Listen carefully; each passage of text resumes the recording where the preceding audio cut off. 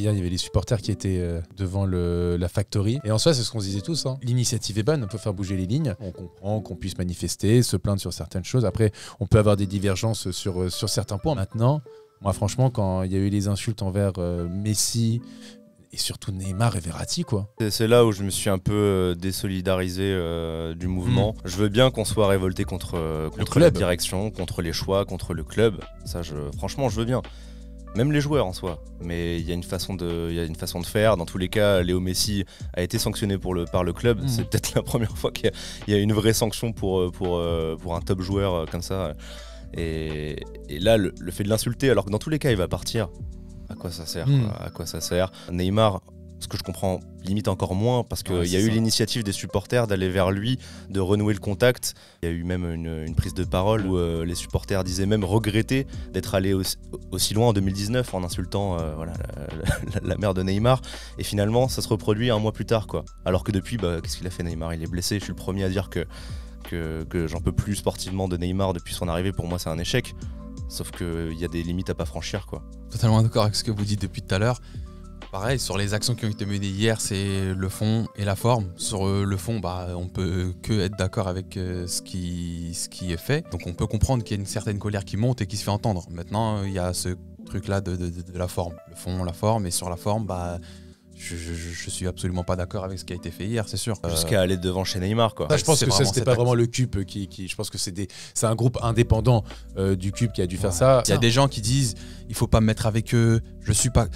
Les gars, les gens supportent tous le même club. Moi, CUP, pas CUP, je sais même pas qui y aller. Non, mais ce que je veux dire, c'est pas une action préméditée par le CUP en mode voilà les supporters aller devant chez Neymar. La question qu'on va se poser derrière, c'est est-ce que ça va pas créer une cassure définitive? Alors Messi, c'est le cas. La cassure, elle est peut-être même voulue de son côté. Bien sûr. Le mec et je le comprends en plus, hein, parce que voilà, Messi, Barcelone, bref, on va pas refaire l'histoire.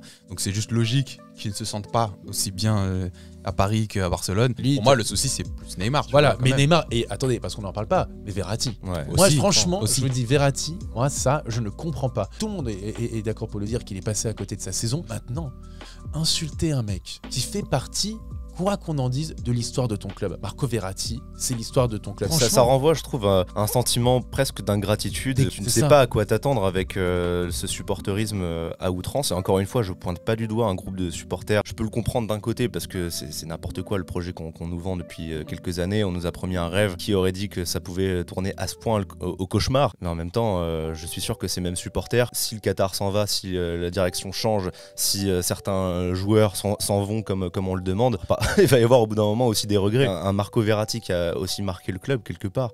Il est là depuis 10 ans, tu t'attaches à lui et il aime le club profondément, même si tout n'est pas parfait. Si tu l'insultes lui, t'insultes toute l'équipe. Franchement, c'est sa première saison où il est vraiment cata. Oui. C'est les mêmes personnes qui se sont levées de leur canapé en se disant ah, qu'est-ce qu'il est merveilleux lui dans ses récupérations, dans ses sorties de balles. Et là, ça a cassé. Et à l'image de sa saison, ce qu'il a fait contre le Bayern, normalement il le réussit à tous les coups. Là, ça a foiré. Pardon, c'est pas de sa faute s'il est entouré de Fabian Ruiz qui est pas au niveau. Mais après, encore une fois, on va pas non plus le dédouaner de tout, mais simplement de se dire ok, genre il a raté sa saison. Franchement, c'est pas lui que je vise. Il y a un aspect très important là-dedans qu'on oublie et qui est beaucoup mis de côté par ces gens-là qui insultent Marco Verratti et qui insultent d'autres joueurs. C'est la nuance en fait. Voilà. Il faut pointer du doigt sa saison, il faut en parler, il faut en débattre, il faut pouvoir l'expliquer. Mais tu peux pas me dire Marco Verratti, casse-toi, à la même échelle qu'un Messi, casse-toi. Et c'est comme sur Neymar par exemple, je dis franchement, Neymar, je pense que d'un point de vue du projet sportif, il doit partir. Maintenant, l'insulter pour cette saison qu'il fait, c'est incompréhensible. Il fait une première partie de saison, en tout cas 2 premiers mois qui sont d'un niveau exceptionnel. Après, c'était un peu plus compliqué. Quand je parle de nuance et tu dis que c'était un peu plus compliqué avec la Coupe du Monde à juste titre, on peut l'expliquer. Mais voilà. Avec de la nuance. De la nuance. Sauf que quand t'as pas de nuance, t'es un haters ou t'es un mec du chemin du roi et tu vas commencer à me dire non, Neymar est complètement bidon, ou alors tu vas me dire non, il est complètement stratosphérique. Il était ni stratosphérique ni bidon. Il a joué blessé, donc c'était plus dur. Voilà. Point final. Et il était bon en début de saison et personne ne peut dire le contraire. Plus que bon en début de saison. Il était exceptionnel. Et je suis pas un adorateur du joueur parce que je te dis qu'il était exceptionnel en début de saison. J'ai juste regardé les matchs. Si t'as regardé les matchs, tu vas me dire la même chose normalement. Pour en revenir au message principal de contestation, est-ce que vous pensez que ça va faire bouger les choses? Non. D'accord. Je pense au sein du club, je pense que au sein du club, ils doivent se dire oh bah ok. ça va se calmer cet été, ça va se calmer cet été, on va essayer de ramener des joueurs. Moi, j'ai peur effectivement qu'il y ait une cassure avec des joueurs, genre Marco Verratti par exemple. Bah ouais, il va se dire ok, super, genre moi je suis là depuis 10 piges, effectivement je rate ma saison, c'est quoi, on insulte ma mère pour ça? Bon bah ok, mais j'ai envie de me barrer en fait. Ouais, et je pourrais pas lui en vouloir en soi. Je le pourrais pire, pas c'est lui en que c'est vouloir. des cassures, Même. c'est des cassures avec des pierres angulaires de ton projet quand même. Et bien sûr. Tu vois, Neymar, il divise, bah, ça reste comme Neymar. Et tu Verratti, vois qu'aujourd'hui pareil. sans Neymar, bah, ton équipe elle est moins Tu vois, forte. et ça va être quoi la suite pour ces joueurs-là? Est-ce qu'ils vont se donner à fond? Est-ce qu'ils vont être impliqués? Est-ce qu'ils vont même pas demander le départ tout simplement? Alors t'en as qui vont applaudir le départ de Verratti et ou de Neymar.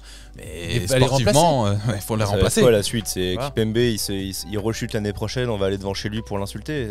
C'est ça. Ou alors non, il a un statut particulier parce qu'il est formé au club. Et même c'est Motivé, ils effrayant ont plus pour envie. essayer d'attirer de nouveaux profils. Parce que là, le message que t'envoies, c'est si t'es une top star et que tu remplis pas toutes les cases par rapport à tes attentes directement, on va t'insulter. Si t'es un joueur en devenir et que tu restes 10 ans au PSG, que tu deviens une icône limite du projet, bah si t'es moins bien au bout d'un moment, on va t'insulter. Déjà que le club est pas attrayant là dans son état sportif actuel, finalement on en rajoute une couche là. Mais encore une fois, on répète, on comprend le fond, Oui, on comprend complètement. on comprend les contestations, mais c'est mal visé, c'est mal fait. Le responsable, c'est le club aujourd'hui.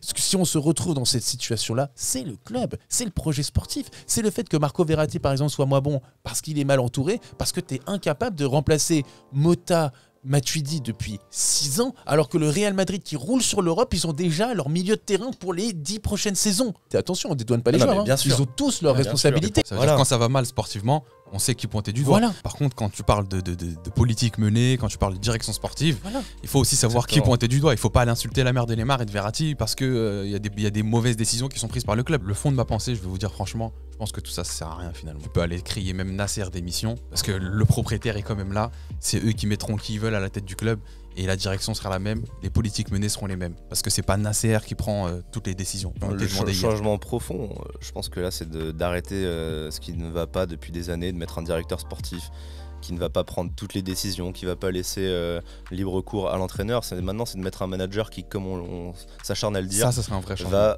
mettre un coup de pied dans la fourmilière et lui dire c'est bon, serait un maintenant vrai changement. on a donné pour le club, on a mal géré, maintenant vas-y. On place Mourinho, Conte ou Zidane ou je ne sais qui, mais on lui donne les pleins pouvoirs pour le sportif. Par exemple, un Neymar, quand on le prolonge jusqu'en 2027, il faut se concerter avec l'entraîneur, il faut voir si sportivement c'est vraiment une bonne idée. Parce qu'aujourd'hui, un Neymar qui se pète année après année, je suis le premier à le dire, ce n'est pas viable, mais il faut aussi voir qui l'a prolongé. C'est la direction, 2027. Vous vous rendez compte, 2027. Et aujourd'hui, là, on est à toquer à sa porte pour un joueur qui est là, même après Kylian Mbappé. Ouais. Un joueur qui sera resté presque 10 ans. À la limite sur l'avenir à court terme, parce qu'il y a une fin de championnat, on voit ce qui se passe. Donc la rupture entre les joueurs et les supporters, la crise au sein du club, Messi qui devrait très certainement ne plus jouer jusqu'à la fin de la saison et donc partir la saison prochaine, les blessés qui s'accumulent. Donc Nuno Mendes, on a appris hier qu'il ne jouera plus jusqu'à la fin de la saison. Hakimi suspendu, Hakimi suspendu, opéré. Mukiele opéré, Kimpembe en rééducation, Neymar absent. Moi, c'est Est-ce simple. que vous êtes Messi, inquiet pour la... Messi suspendu aussi par le club. Ouais, mais même qui ne devrait plus rejouer jusqu'à la fin de la saison. Ouais. Est-ce que vous êtes inquiet pour la fin de saison du PSG? Moi, c'est simple. Je pense que les conséquences à court terme vont être que personne qui va mouiller le maillot entre guillemets pour le PSG. Pour moi, c'est comme ça que je le vois, c'est clair et net et il n'y a pas de doute. Personne ne va mouiller le maillot, il n'y a pas de sursaut d'orgueil. Ils vont pas se battre plus qu'ils ne devraient parce que tu restes quand même dans une situation compliquée sur le plan comptable et sportif. Mais ils vont pas se battre plus que ça. Malheureusement, ça va être ça les conséquences pour moi à court terme. T'es obligé de imagine- vraiment imagine- réagir. imagine T'imagines en le termes- message fort. Parce qu'encore comprends. contre Monaco ou contre Lille, d'ailleurs de Christophe Galtier, T'avais t'avais un bon concurrent. Là, bon, Marseille et Lens, oui, c'est des bons concurrents, mais c'est pas non plus une saison stratosphérique. Je pense que la qui nous différence aussi, c'est que quand tu cites Monaco et Lille, il y avait un vrai mano à mano toute la saison. Bien sûr. Ça se battait. Là, ça serait vraiment un l'avance- craquage. Là, l'avance sur était la acquise fin. et ce serait vraiment. Non, mais là, le truc, on c'est choke, comme on dit. c'est exactement ça. Et puis surtout, tu as l'impression que là, dans cette situation-là, c'est Marseille et Lens qui perdent le titre. Parce Exactement, qu'il ce manque que de j'allais dire. consistance. En plus. T'imagines, parce que là, on est dans l'énervement et tout. Mais imagine encore ressortir d'une défaite contre Ajaccio, contre Auxerre. Ce genre, mentalement, ça va nous tuer. Si t'es à ce point souverain dès le début de la saison, t'as jamais été vraiment inquiété. Il y a encore pas si longtemps, on avait 12 points d'avance. Ouais. Et là, tu te retrouves à complètement choc à la fin. Bon, bah, au final, ça serait juste mérité. Et j'ose espérer que si tu perds le titre, au moins, t'as une réaction qui est obligatoire. Tu peux pas te le permettre, ça.